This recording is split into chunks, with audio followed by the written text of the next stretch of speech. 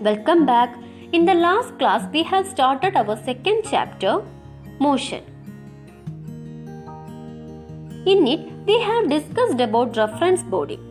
That is, with respect to reference body, we can state whether a body is at rest or at motion.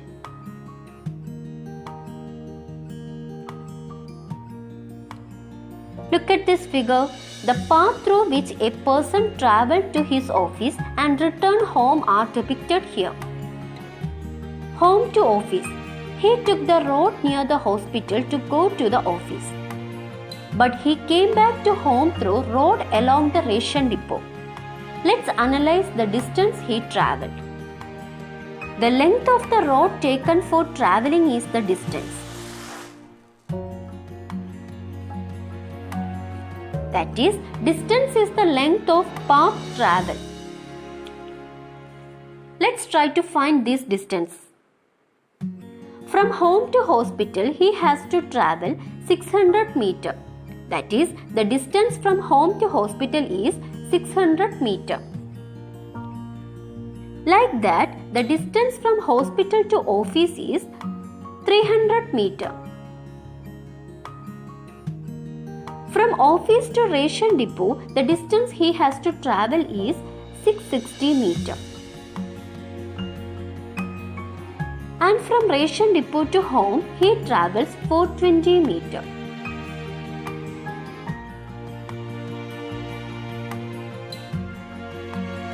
We know distance is the length of path travelled by a body. Based on this figure, you have to find the distance. The questions are on your textbook. And your first question is, what is the distance travelled by him to reach office?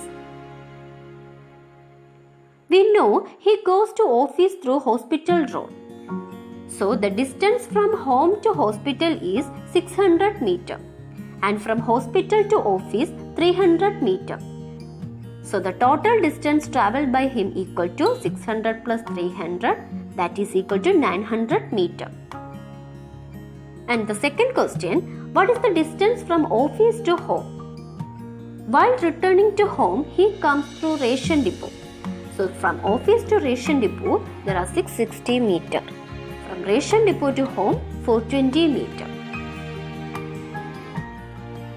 So the total distance from office to home equal to 660 plus 420, that is equal to 1080 meters. Are the distance travelled by both the situations same?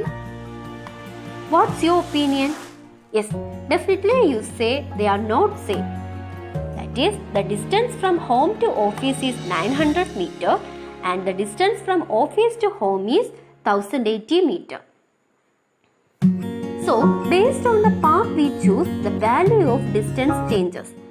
In these two situations, remember one thing, whatever the distance is, it is the length of the path travelled by the body.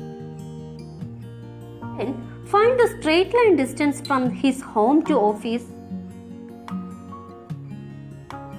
To find the straight line distance from home to office, we have to draw a straight line like this.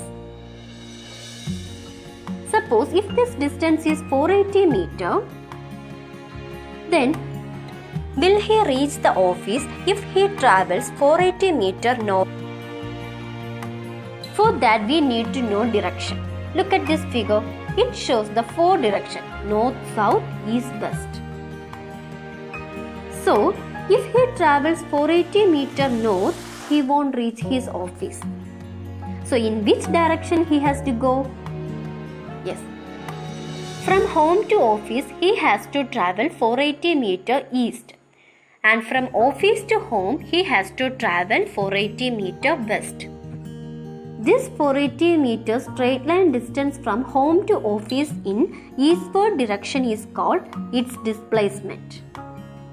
That is, displacement is the straight line distance from initial and final position. Look at these 2 points A and B. A is the initial point and B is the final point. If we draw a straight line between A and B, then it is its displacement. So, the displacement from home to office in this figure is 480 meter. Let's summarize what we learned today. Today we have studied about distance. Distance is the length of path travelled, and displacement. It is the straight line distance between initial and final point.